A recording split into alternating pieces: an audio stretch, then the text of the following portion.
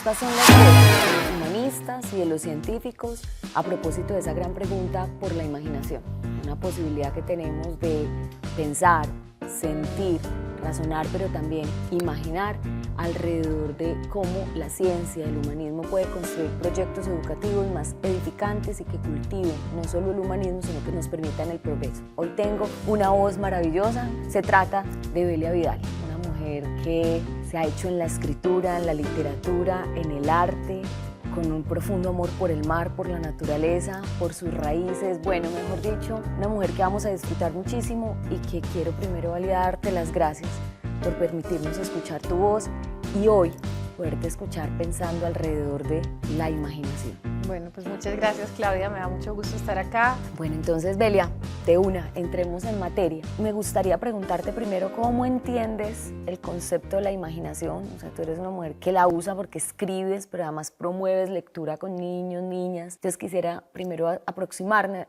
a ese concepto de la imaginación desde tu visión, tu perspectiva. Bueno, yo creo que la imaginación es una capacidad vital. En realidad, nosotros no somos tan conscientes de la imaginación como la respiración, pero todo el tiempo tenemos que estar usando la imaginación para existir, para vivir, desde las cosas más básicas, desde el café que me voy a preparar a las 7 de la mañana, yo me lo estoy imaginando desde las 6 de la mañana, en realidad, ¿cierto? Y en términos, por ejemplo, literarios, hay como 3 libros que yo no sé cuándo voy a escribir, pero creo que todos los días trabajo en ellos, en mi imaginación, en los encuentros, en los próximos eventos, en todo lo que va pasando o lo que va a pasar mejor, nos estamos anticipando gracias a la imaginación. Entonces yo la verdad es que considero la imaginación como una habilidad básica, casi como las habilidades comunicativas, que todo el tiempo las estamos usando, u otras habilidades biológicas, ¿sí? Como mencioné ahorita la respiración. Creo que la imaginación es mucho más fundamental de lo que nos damos cuenta.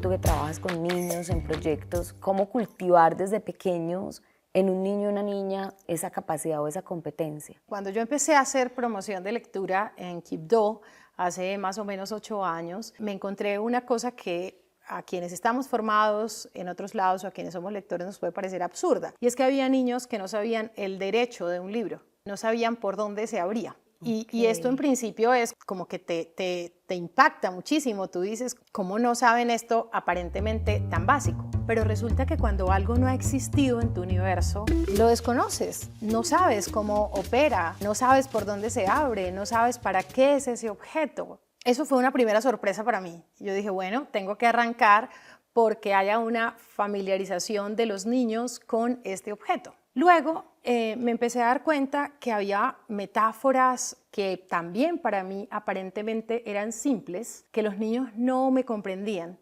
Bueno, antes de eso, la verdad es que me tuve que dedicar, antes de poder leer un libro completo, tuve que dedicar mucho tiempo a desapartar las peleas. Sí, los niños no tenían la capacidad de escucharme una historia completa, así fuera un libro breve, porque esto no existía en su universo, porque no habían sido acostumbrados a acostarse leyendo, porque había hogares, casas donde yo fui que pues nunca había entrado un libro por esa puerta. Igual son casas que carecían de otras cosas, como un inodoro o como un sofá, o bueno, muchas otras cosas que para la mayoría de la población son familiares o son relativamente normales, no estaban ahí. Entonces yo empecé a sentir que esto no era tan simple como hacer un acto generoso, como hacer un acto bueno, sino que empecé a entender que esto se trataba de garantía de derechos, que promover la imaginación en los niños y las niñas era fundamental para que accedieran hasta los derechos más básicos. Di tú el derecho a la lectura, el derecho a la alfabetización, no solamente a la lectura como un asunto literario, el derecho a leer y escribir, que en el departamento del Chocó, por ejemplo, está altamente vulnerado, tenemos la tasa de analfabetismo más alta. Cuando los libros no hacen parte de tu universo o cuando las historias no hacen parte de tu universo, pues tú no sientes tampoco esa necesidad o ese deseo profundo de acceder a ellos o esa necesidad de leer, de decodificar el lenguaje, ¿cierto? Entonces nosotros entendimos que promover la imaginación era facilitar el camino para acceder a la garantía de otros derechos. Y en ese sentido, la imaginación misma se convierte en un derecho. Necesitamos tener garantía del derecho a la imaginación porque nadie puede cambiar su realidad si no la ha imaginado antes. Nadie puede acceder a algo con lo que no ha soñado.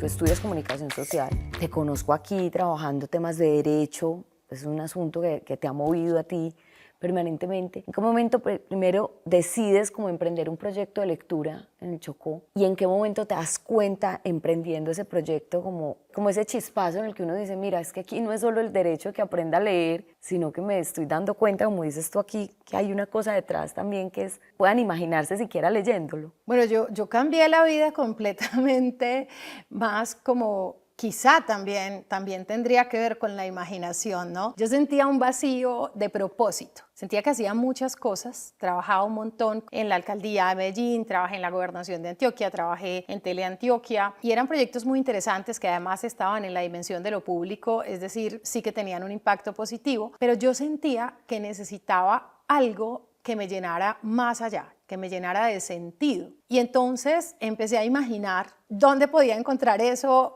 cómo podía encontrarlo, y el camino que encontré fue el camino de volver a vivir al Chocó, de volver a vivir a Vallasolano, exactamente, que es el lugar donde yo nací. Y ahí me pasó algo, y es que los primeros meses me dediqué a la lectura plenamente, a caminar por el mar y a escribir cartas. Todas esas cosas, la contemplación sumado a la lectura y a la escritura muy desde el alma, siento yo, a la escritura íntima, me permitieron imaginar qué podía llenarme, ¿cierto? ¿Qué era lo que yo necesitaba para darle sentido a mi vida? Después apareció Federico García Lorca y me dio un empujón muy grande para que yo entendiera que lo que quería hacer era leer con otros y para otros. Ya haciendo eso fue cuando entendí la relación de esa lectura compartida y el lugar de los libros en la imaginación. Creo que fue muy importante recordar a la niña que yo había sido. ¿Te habías imaginado pequeña que ibas a ser escritora alguna vez? No, jamás. Jamás me había imaginado porque nosotros no teníamos bibliotecas cercanas. Es lo que siento que también me ayuda a entender. No conocíamos escritores nunca. Cuando hacemos Flecho, la fiesta de la lectura, e invitamos escritores a Turbo, a Vallasolano, a Ismina, a Quibdó, siempre decimos, nosotros nunca conocíamos esta figura, entonces ¿cómo nos íbamos a imaginar que podíamos llegar a ser algo como esto? Y en ese ejercicio, cuando vi lo que significaba para los niños y las niñas encontrarse con un autor, cuando vi que leer un libro los llevaba a querer escribir ellos sus propias historias, a escribir sobre el río, a escribir sobre la lluvia, sobre lo que vivían en su cotidianidad, sin que siquiera nosotros se los promoviéramos o los impulsáramos directamente, sino que el solo contacto con los libros los llevaba a hacer eso. Los llevaba a querer contar sus propias historias. Nos dimos cuenta del poder de la imaginación y entonces entendimos que si no proporcionábamos estos espacios, les estábamos negando una oportunidad, les estábamos negando un derecho a construir otros mundos posibles. A pensar el futuro.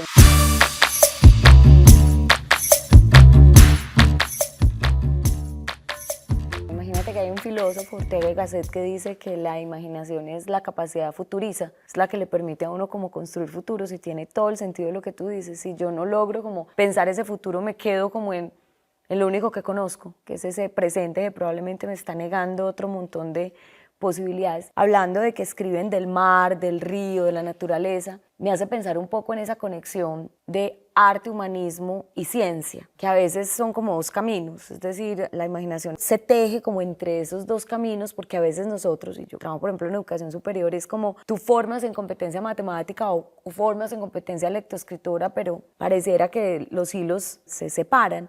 No sé si en esa experiencia que vienes trabajando con niños, el ponerlos en la actividad de lectura, de exploración, también los conduce como a mejorar competencias matemáticas o científicas o exploración? ¿Cómo es esa unión como en esas dos fuerzas, la lectoescritura y, por ejemplo, la competencia lógica matemática? Bueno, yo no sé en qué momento separamos eso, no he estudiado suficiente, seguramente hay investigadores que pueden decir cuándo se dio esta fragmentación, pero para mí es completamente absurda, porque realmente cuando trabajamos en el desarrollo de habilidades de pensamiento crítico, cuando trabajamos en lectura de manera muy simple, los niños están constantemente trabajando pues sus dos hemisferios, ¿sí? Constantemente están cuestionando. Nosotros decimos que el propósito de fondo es el desarrollo del pensamiento crítico y el desarrollo del pensamiento crítico es la capacidad de indagar, es la capacidad de hacer preguntas y eso pues es la base de la ciencia. Así ¿sí? es. O sea, no hay método científico sin pregunta, es el punto de partida, ¿verdad? Entonces, cuando leemos un poema, por ejemplo, o cuando jugamos con ellos a construir poemas, les planteamos preguntas o los invitamos a que se planteen preguntas sobre las emociones. ¿Qué diferencia hay entre una pregunta sobre el miedo y una pregunta sobre una mariposa? Son ambas preguntas, ¿verdad? Que te llevan por caminos, pues, o de la biología o de la poesía, pero es exactamente lo mismo. Entonces, la base, yo creo que nos demuestra que no son caminos separados, el de la ciencia y las humanidades.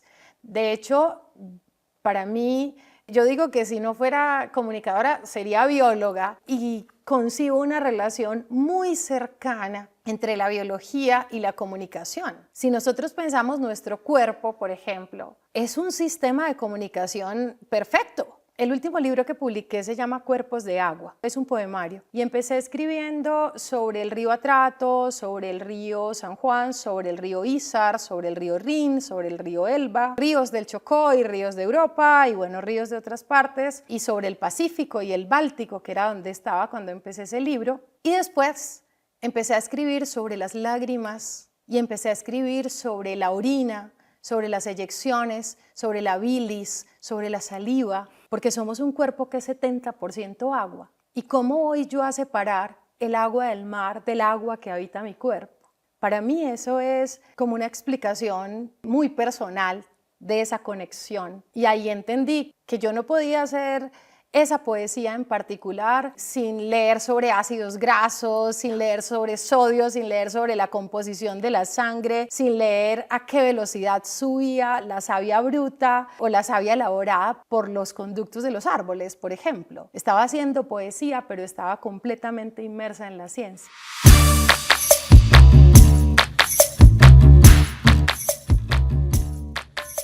Has hablado de la imaginación como ese derecho, también como la capacidad que tiene uno de pensar un futuro distinto. ¿Hasta dónde ves tú en el trabajo que haces con los niños en todo este tema de promoción de lectura y en tu propio ejercicio, que cultivar en ellos la imaginación también mejora su ejercicio relacional, como eso de ponerse en los zapatos del otro? Muy desde el principio nos dimos cuenta que ese programa tenía que arrancar primero por la aproximación al libro, como te decía, los niños y las niñas no estaban familiarizados con el libro como objeto. Luego empezamos a trabajar la poesía como expresión del yo, de las emociones, de los sentimientos, y luego nos dimos cuenta que el teatro y la segunda persona nos permitían reconocer al otro.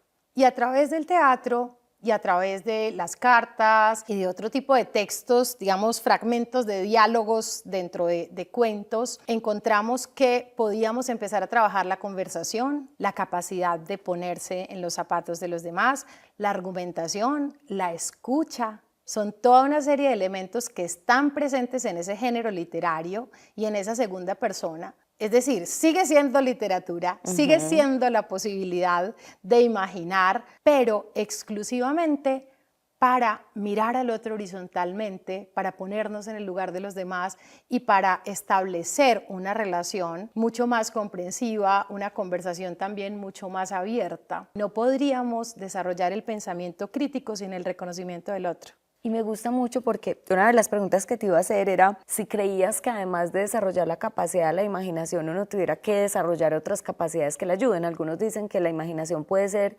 solita, podría ser a veces inútil porque se vuelve como una fantasía que no te concreta soluciones. y me has venido hablando como del pensamiento crítico. Entonces me gustaría ver cómo esa relación entre esas dos y si observas que haya otro tipo de capacidades que permitieran mayor producción de la imaginación, o sea, que la imaginación terminara siendo más productiva para el beneficio de una persona sumada con otras competencias. Bueno, yo creo que, como bien lo observas, el pensamiento crítico es fundamental porque hay que hacerse preguntas sobre la propia imaginación. Por ejemplo, en las relaciones interpersonales uno se imagina muchas cosas, ¿no? También y ahí, sirve para imaginarse sí, lo que no está pasando de verdad y tener ansiedad. Exactamente. Entonces, yo creo que ahí es donde la pregunta, la capacidad de cuestionarse a sí mismo, dice, bueno, ¿y esto que me estoy imaginando sí tiene sentido, no tiene sentido, es posible, no es posible, cómo lo voy a lograr? Por eso siento que son inseparables, que tienen que estar muy, muy cerquita la imaginación y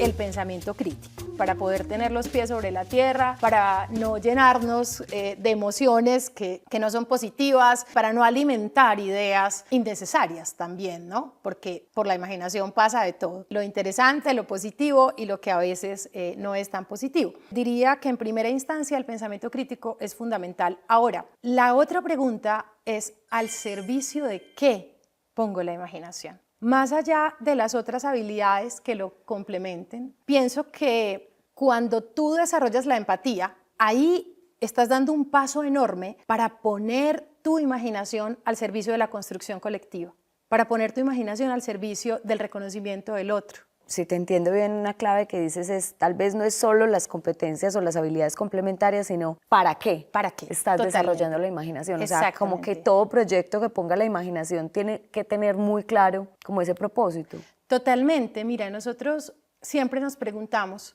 ¿cuál es el propósito de fondo de esto? Yo no puedo leer un libro por leerlo. Bueno, ya sabemos que estamos garantizando el derecho a la imaginación, que estamos garantizando el derecho al pensamiento crítico, que estamos trabajando por el desarrollo del pensamiento crítico, pero, por ejemplo, nosotros queremos que esa imaginación y ese pensamiento crítico, teniendo en cuenta que trabajamos sobre todo con poblaciones racializadas, queremos que se ponga en función del autorreconocimiento, que se ponga en función del amor propio y que se ponga en función, por ejemplo, del antirracismo, que reconozcamos al otro también como un sujeto con una historia alrededor de lo étnico. Y así podríamos tomar muchas otras cosas, elementos de la cultura, elementos de la ciudadanía, elementos de la democracia, que son fundamentales para la convivencia. Y sabes que me haces pensar en algo que es inevitable que te lo tenga que preguntar. Finalmente tú has sido una mujer que los derechos han estado muy en tus causas centrales, como mujer negra, los derechos del Chocó como territorio. Entonces es inevitable traer un tema, por ejemplo Chimamanda nos lo trae con esas historias mínimas o esas historias únicas,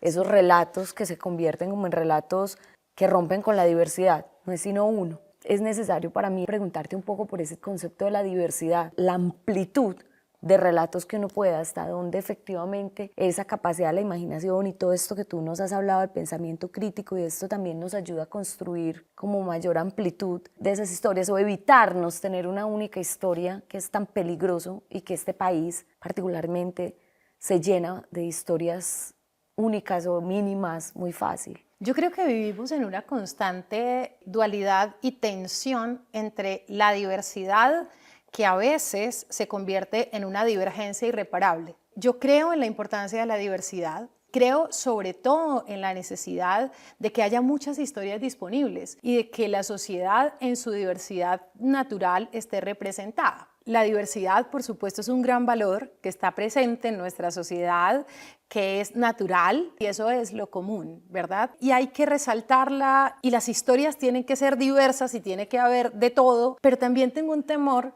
Y es que la exaltación enorme de la diversidad nos lleve a cerrarnos y a defender ese lugar y nos impida también ver al otro.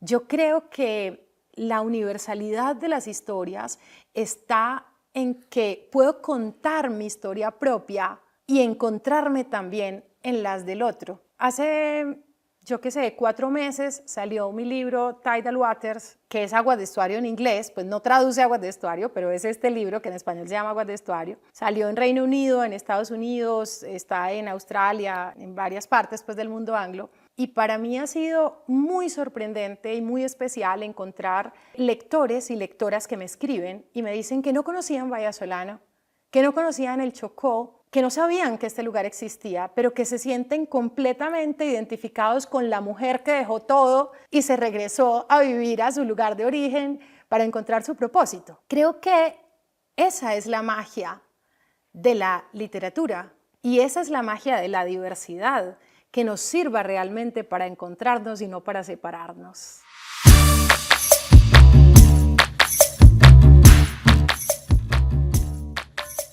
Tú trabajas con niños, con niñas, pero hay una inquietud que yo tengo con la educación, porque aquí me voy a remitir un poco al rol de la educación para cultivar esas capacidades, pensamiento crítico, imaginación, todo esto de la diversidad, pero que no nos arrebate la posibilidad de conectar en lo común. Y hay una gran inquietud que me queda y es que cuando los niños están niños, el juego, la imaginación, los papás son muy pro de eso. Clarísimo que hay unas poblaciones y unos niños y niñas que no están accediendo a ese mismo derecho al juego y a la imaginación como tú nos decías. Pero digamos que cuando están más pequeños los papás también y la sociedad está más próxima a eso. Luego van creciendo y entonces ya hay que ponerse serios. Hay que buscar un colegio que los forme en competencia lectoescritora, en matemática, no tanto juego, no tanta cosa, y llega a la universidad y eso ya sí se puso todavía más serio. Y obviamente yo tengo que hacerte esta pregunta, ¿cómo lograr en la educación superior particularmente, cómo no perder el cultivo de esas competencias y esas capacidades, curiosidad, juegos, asombro? ¿Cómo volver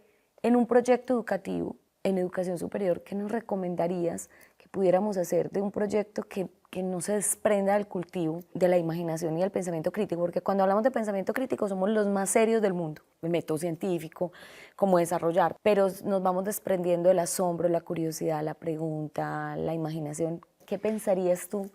Bueno, yo creo que ahí dices algo muy interesante y es el pensamiento crítico, lo pensamos o lo asumimos como algo muy serio. Y yo creo que yo no hablo tanto de ese pensamiento crítico, ¿sabes? Por eso lo imagino pegado a la imaginación, por eso lo puedo enlazar con la imaginación, porque yo me refiero sobre todo a la capacidad de cuestionarnos, a la capacidad de cuestionarnos a sí mismos, de hacernos preguntas difíciles, de tener conversaciones difíciles y hacer preguntas sobre lo simple, hacer preguntas sobre lo cotidiano. Yo creo que hay una necesidad muy grande que tenemos y es de desacelerar. También creo que las ideas de éxito nos alejan de la posibilidad de contemplar, nos alejan de la posibilidad de escuchar, nos alejan de la posibilidad de explorar otras cosas. Cuando yo regresé a vivir al Chocó, había algunos de mis tíos, que son un montón mis tíos y mis tías, pero me decían, dejaste todo, si tenías una vida exitosa. Y claro, tenía una vida exitosa. Yo llegué aquí a Medellín sin conocer a nadie y llegué a ser presentadora de los eventos del alcalde de la ciudad, a ser directora y presentadora de un programa de televisión en Teleantioquia. Todo lo que desde el paradigma social se podría entender como ser exitosa. Ya tenía un primer posgrado y sentía un hueco adentro. Y sentía que me faltaba esa conexión con el universo, que en suma es la conexión con los otros. Yo creo que cuando empezamos a indagar en los entornos universitarios, en los entornos empresariales, cuando empezamos a indagar por los propósitos más profundos, vitales, tenemos un camino para conectarnos con esa otra mirada humana del pensamiento crítico, para volver a la imaginación. Lo que yo me preguntaba antes de dar ese salto era, ¿qué historia quiero contar cuando tenga 60 o 70 años? Esa era la pregunta que me hacía. Si tuviera hijos o si tuviera nietos o sobrinos nietos, ¿qué historia les quiero contar? Y yo me di cuenta que yo no quería contarles que había sido una comunicadora exitosa. Yo quería contarles cosas muy simples. Quería contarles que había sido capaz de escribir un cuento que hiciera reír a los niños, porque eso es de lo que me parece más difícil en la vida, hacer reír a los niños con un texto escrito. Quería contarles que había vuelto a estar cerca de mi abuela, a pesar de que había salido y había conseguido todo lo que se suponía que tenía que lograr. Y quería contarles que había sido útil a la sociedad. Entonces creo que hacernos preguntas más profundas, no sobre el logro, no sobre el éxito, sino sobre el propósito fundamental, sobre esa historia que queremos contar cuando ya se nos esté acabando esta vida, nos puede permitir conectar con una dimensión más profunda de cada universitario, de cada universitaria, porque probablemente lo que yo los encuentro a veces cuando los veo es muy acelerados por el resultado, muy afanados por el logro. El año pasado que estuve estudiando inglés por primera vez en mi vida, a mis 40 años, mis compañeros de clases eran italianos, franceses, alemanes de 17 años y de 18 años que estaban tomando cursos de verano en Inglaterra. Y yo me divertía un montón porque a veces ellos me miraban como una persona extraña, como una señora aprendiendo inglés. Llegaste al lugar en el que estabas de señora. Exacto, una señora aprendiendo inglés. Y yo pensaba para mis adentros, si supieran todo lo que sé sobre la vida, que no se los puedo decir porque no hablo alemán ni francés todavía, pero si supieran que hay mucho más allá y que probablemente yo estoy disfrutando este curso 10 veces más que ellos, porque no lo estoy haciendo con afán, porque no lo estoy haciendo por chulear un logro más, un propósito más en una carrera, sino porque encuentro un sentido profundo. Estudié inglés porque yo quería tener conversaciones con mis lectores. Es decir, lo que yo quería era seguir conectándome con otros y otras.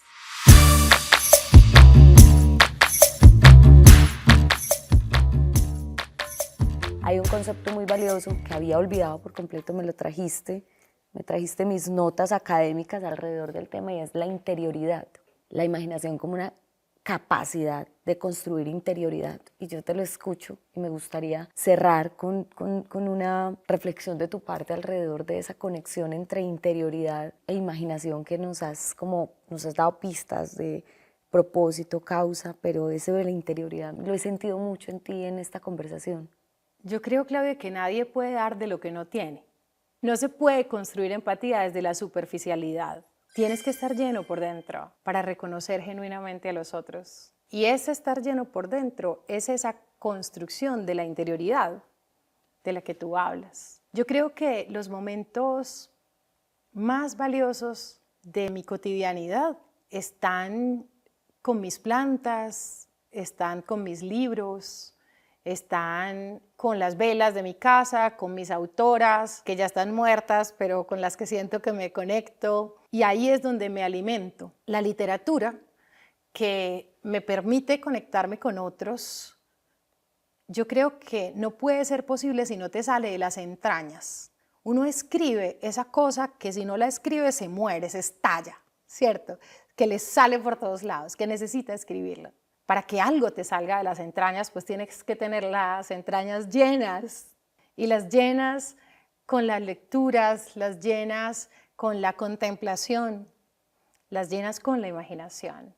Primero, Elia, gracias. Ha sido un regalo escucharte y aprender, porque creo que nos has dado unas pistas preciosas alrededor de la conexión de la imaginación con el pensamiento crítico, todo este tema del desarrollo de la interioridad. Me ha conmovido particularmente esto cuando me hablas de ese proyecto en la educación superior, donde la pregunta del propósito y la lentitud, la contemplación, porque uno tiende a pensar en un proyecto educativo en superior para cultivar la imaginación, donde puedan resolver problemas, preguntas, retos, que termina siendo movimiento. Y de pronto tú me traes a la mesa y me dices, sí, pero ¿qué tal si los pones a que estén quietos, a que haya vacío? Me has regalado el vacío en esta conversación. Mil gracias, de verdad que hemos aprendido mucho contigo hoy. Muchas gracias a ti, Claudia. Esta voz de Belia hoy nos ha regalado un montón de aprendizaje alrededor de la imaginación y sobre todo nos ha generado poesía y conmoción. Muchísimas gracias.